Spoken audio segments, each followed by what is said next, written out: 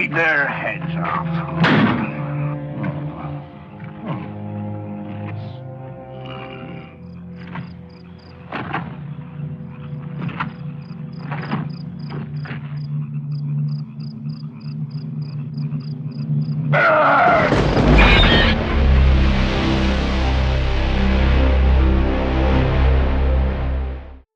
Animal Farm.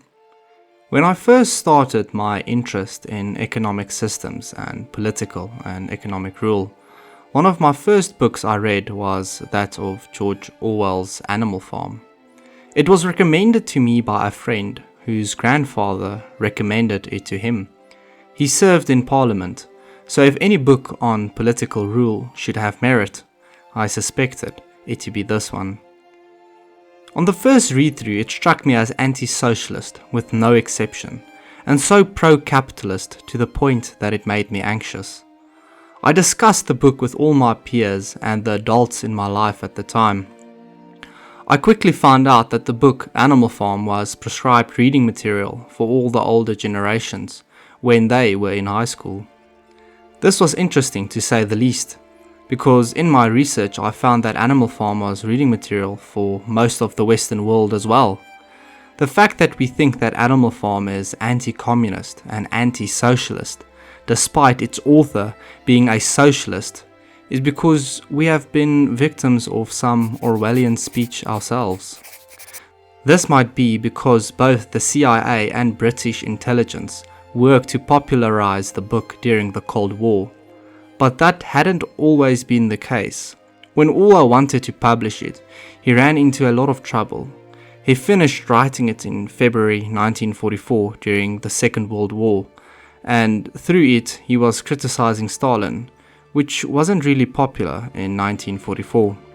In my case, or rather in my father's generation's case, the motivation was that of the apartheid era and the imposing revolution of the African National Congress at the time. Russia and Cuba both supplied weapons to the ANC, and this made the then apartheid government very anti-communist and even loathsome of the word comrade. The newly instated ANC, the shifting of rulers, made the book Animal Farm very fitting for the time, thus its prominence in the South African school system. To put it bluntly, the ruling party always has a narrative to peddle. For instance, in my year, we read the book To Kill a Mockingbird by Harper Lee. You can do with this information what you wish. But before I start to analyze the book Animal Farm, I would like to give a short summary of the story for those who wish to refresh their memory. I would highly suggest reading the book for yourself, seeing that it is just about 100 pages. It's short and highly enjoyable. If you do not want to listen to the summary, just skip to this time. The story follows a group of farm animals who rebel against their human owner and establish a self-governing farm based on the principles of animalism, a doctrine that promotes equality and freedom for all animals. However, as the novel progresses, the pigs, who are the leaders of the farm, gradually betray the ideas of animalism and transform the farm into a totalitarian dictatorship where some animals are more equal than others. The novel begins with Old Major, a wise and respected boar who calls a meeting of all the animals and tells them about his vision of a future where animals are free from human oppression and exploitation. He teaches them the song Beasts of England, which expresses the hope of a better life for animals. He also warns them to beware of the pigs, who are clever and ambitious and may try to seize power for themselves.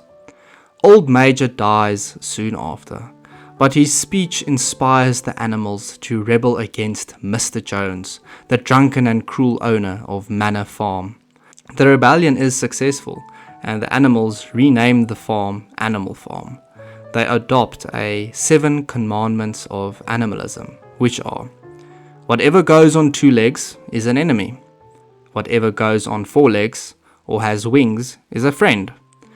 No animal shall wear clothes. No animal shall sleep in a bed.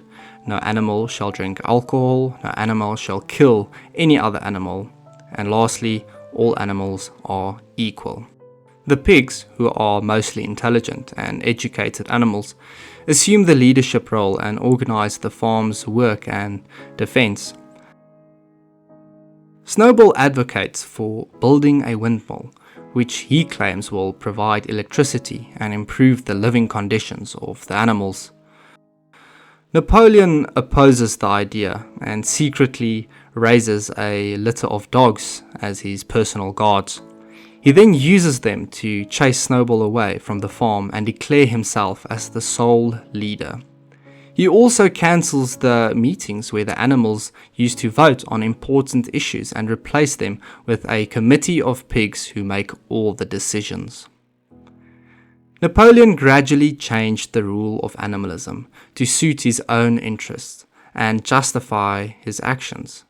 He breaks the commandments by trading with humans, moving into Mr. Jones's house, wearing clothes, drinking alcohol, killing dissenting animals, and altering the final commandment to read, "All animals are equal, but some animals are more equal than others." He also revised the history of the farm and portrayed himself as a hero and Snowball as a traitor. He uses propaganda, fear, and lies to manipulate and control the other animals who are too ignorant or afraid to question him. The novel ends with a scene where Napoleon invites a group of human farmers to visit Animal Farm and celebrate their mutual friendship. The other animals watch from outside as the pigs and humans toast to each other and play cards. They realize they can no longer tell the difference between them. All in all, Animal Farm specifies a revolution to its most purest of forms. Orwell draws parallels between the Russian Revolution, such as that Napoleon is Stalin, Snowball is Trotsky, and Major is Marx, and Boxer is the working class. Different events in the book symbolize actual historical events, but these are just some delightful niches included in the fable. The main focus of my analysis is where he summarizes and simplifies that of which is revolution, the animal's new ruler, and then the end product of the shifting of power. When the animals start to get fed up with Mr. Jones, Old Major, which is Marx, gives a speech that is truly indivisible from that of core communism. The revolution's main focus was mainly that of the famous phrase by Marx, "Each according to his ability, to each according to his needs." When reading his speech, he draws parallels between Mr. Jones, the bourgeoisie, the capitalist, and that of the animals, which is the working class, or rather the oppressed society. When listening to Major's speech, just replace the word man with capitalist, and then it's a classic revolutionary speech. Major's speech. Let us face it, our lives are miserable, laborious, and short. We are born, we are given just enough food to keep the breath in our bodies, and those of us who are capable are forced to work to the last atom of our strength. The moment our usefulness has come to an end, we are slaughtered with hideous cruelty. No animal in England knows the meaning of happiness or leisure after he is a year old. No animal in England is free. The life of an animal is misery and slavery. That is the plain truth. But is this simply part of the order of nature? Is it because the land of ours is so poor that it cannot afford a decent life to those who dwell upon it? No, comrades, 1,000 times no. The soil of England is fertile. Its climate is good. It is capable of affording food in abundance to an enormous greater number of animals than now inhabit it.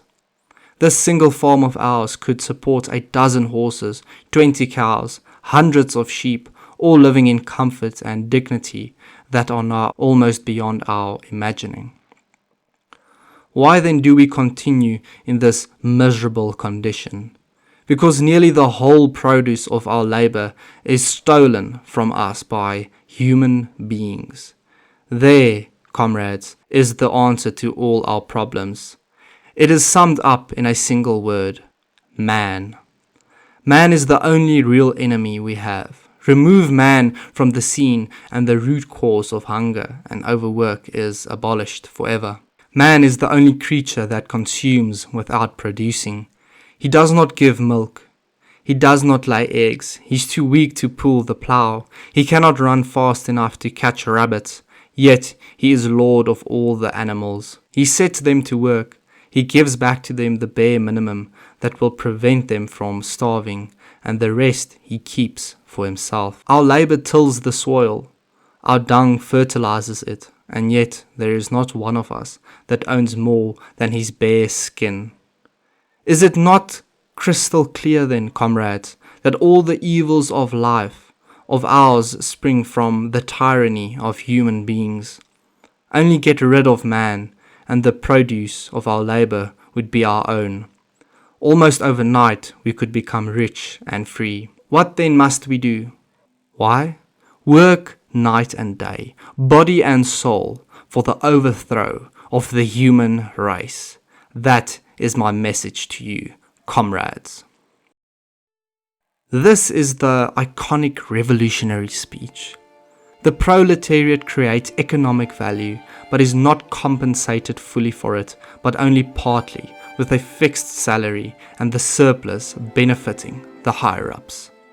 This is also in line with Marx's writings, where the capitalist is always portrayed as the antagonist. Now, referring further to Orwell and his thoughts on the analysis of his book.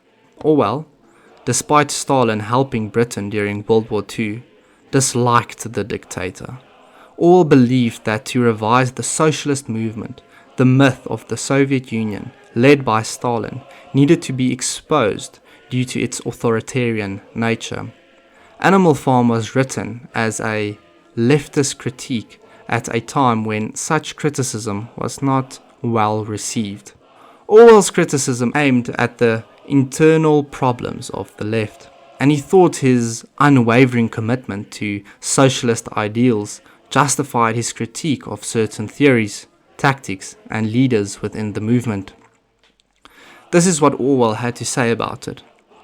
Of course, I intended it primarily as a satire on the Russian Revolution, but I did mean it to have a wider application, in so much that I meant that that kind of violent conspiratorial revolution led by unconspicuously power-hungry people can only lead to a change of masters. I meant the moral to be that revolutions only affect radical improvement when the masses are alert and know how to chuck out their leaders as soon as the latter have done their job. The turning point of the story was supposed to be when the pigs kept the milk and apples for themselves. If the other animals had had the sense to put their foot down, then it would have been alright. If people think I'm defending the status quo, that is because they have grown pessimistic and assume that there is no alternative except dictatorship or lessening capitalism. End quote. The notion that it is either capitalism or a dictatorship is demonstrably false, according to Orwell. When the populace is alert, which is what Orwell appears to be trying to achieve in this book, revolution can succeed, as seen in the notion portrayed in Animal Farm. He's warning us about the totalitarian threat that revolution might bring, not to dissuade us from getting rid of our masters, but to be aware that it is possible. In the story, the pigs are portrayed playing a pseudo-demagogish role. They slowly but surely take hold and start exploiting others, just as Jones did. But the animals still prefer them over their old masters. If you were to believe that this book is anti-revolution and supports the status quo, you'd also have to believe that Mr. Jones is the best alternative, and that this book advocates for his position in power. Mr. Jones is a human. He is a capitalist. Every time the animals stepped out of line, they would be threatened by the return of Jones, and this was certainly not what they wanted. The animals were concerned of one thing, and that was that they did not want Jones to return. When it was explained to them in this manner, they remained silent. He is portrayed as a strict leader who beats his animals and eventually neglects them, whether intentionally or not. One cannot help but draw parallel between how the animals are treated by Jones and how the capitalists treat the working class. The pigs of Jones as a threat and their sensitivity to past events are rather indicative of demagogues. They are commonly found at the forefront of revolutionary action. We can see how the pigs use Jones as a motive to keep them in power and past events as proof. I do not think Orwell intended to point out demagogic action in revolution. Rather, I think it is so parable-like and so intrinsically intertwined with that of revolution that its inclusion was faintly inevitable. With the animals condemning Jones's return, I think it's safe to say that Animal Farm is not pro-capitalist. Or is it? As the story further develops, we see the corruption of the pigs with the newly acquired power they have attained. This, as stated, is because of the looming threat that comes with the shifting of masters. Can it be said that if one shifts from socialism to capitalism, the same threat still remains? Definitely so. But how much so? Can one make the case that the threat of a totalitarian disaster is greater in socialism than in capitalism? We have been victims of Orwellian speech, but have we been indoctrinated to the full extent? The principle of socialism is that you get freedom with equality. But I do not believe this to be the case. The animals did not choose Jones over the pigs. But for how long? The animals knew the cruelty of Jones's way to the full extent, but they did not know the cruelty of the pig's authority, as they had only ruled for a short while. Who is to say that one's own kind is more merciful than another's? In Viktor Frankl's Man's Search for Meaning, in the Nazi concentration camps, Jewish prisoners were chosen by the Nazis to oversee other prisoners. They were referred to as kapos, or members of the Jewish ghetto police. Viktor Frankl noted in his book that these Jewish guards were often more cruel than the Nazis themselves. So if the animals were to live longer under the pigs' rule, would they want Jones back? Under economic rule, we often get to choose between freedom and equality, not both. As Alexander Solzhenitsyn said, human beings are born with different capacities. If they are free, they are not equal, and if they are equal, they are not free. So we cannot have our cake and eat it too. The question now stands, how long before the animals prefer Jones over their pig overlords?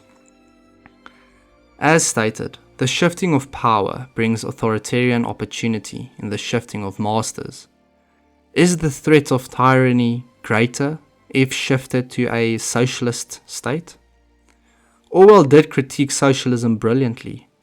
I just think he did it at the wrong time, because if he had lived in the modern era and observed the development of communism/socialism throughout the 1900s and early 2000s, the moral of the story would rather have been, beware of the inevitable threat of tyrannical rule that is a fundamental characteristic of socialism.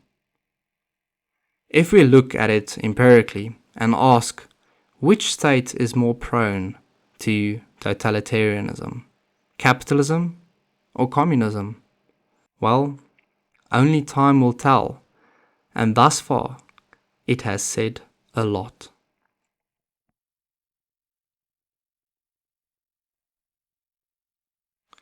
Can the meaning of a book change over time?